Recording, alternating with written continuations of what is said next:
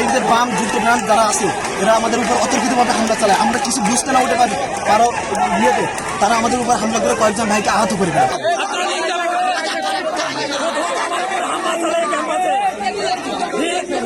সেই অগণতান্ত্রিক উপায়ে আজকে এই মহল আমার উপর হামলা করেছে।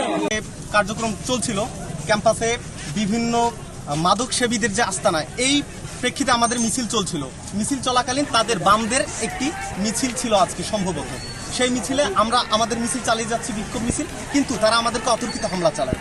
অতর্কিত হামলা চালিয়ে তারাই কিন্তু আমাদের মিছিলটিকে, এই শাহবাগ বিরোধী মিছিলকে প্রশ্নবিদ্ধ করার চেষ্টা চালায়। তারা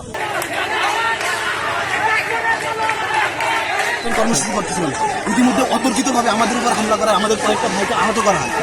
তারপরে এই যে বাম যুদ্ধপ্রাণ যারা আছে এরা আমাদের উপর অতর্কিতভাবে হামলা চালায়, আমরা কিছু বুঝতে না উঠে পারি কারো ইয়েতে তারা আমাদের উপর হামলা করে কয়েকজন ভাইকে আহত করে ফেলে, একদম জখম করে ফেলা, ভাইরা উঠতে পারতেছে না। আমি শুনতে পেলাম যে এখানে বুদ্ধিজীবী চত্বরের দিকে একটু থমথমে অবস্থা, মানে একটা গ্রুপ তারা মিছিল করে যাচ্ছিল, মশাল মিছিল আর কি।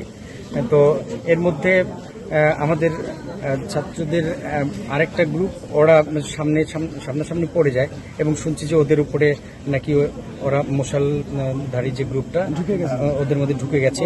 এবং আমি দেখছি যে, আমি যেহেতু তখন কিছু জানি না বা দেখিনি, কিন্তু এখন দেখছি যে এদের কেউ কেউ আঘাতপ্রাপ্ত বা এদের শরীরে আঘাতের চিহ্ন দেখা গেল। তো এরা সংখ্যায় অনেক বেশি, এরা চাইলে হয়তো বড় রকমের কোনো দুর্ঘটনা ঘটে যেত। কিন্তু আমি চাচ্ছি এবং ছাত্রদের আহ্বান করছি যে তোমরা একটু ধৈর্য ধারণ করো এবং পুরো বিষয়টা আমরা জানার চেষ্টা করি। প্রশাসনের পক্ষ থেকে বসার মতো পরিবেশ বা পরিস্থিতি বা সময় এখনো পাওয়া যায়নি। ইনস্ট্যান্ট আমি এখন জানছি এবং এদের সাথে কথা বলে জানার চেষ্টা করছি যে এদের ওপরে হামলা হয়েছে বা এরা কেউ কেউ আহত হয়েছে।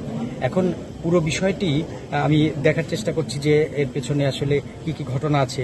আমরা হয়তো আরো সময় নিলে আগামীকাল হয়তো বিষয়টা জানতে পারি। আর দুই পক্ষের সাথে কথা না বলে আমি তো এ ব্যাপারে কোনো মন্তব্য সামনে দিতে পারছি না।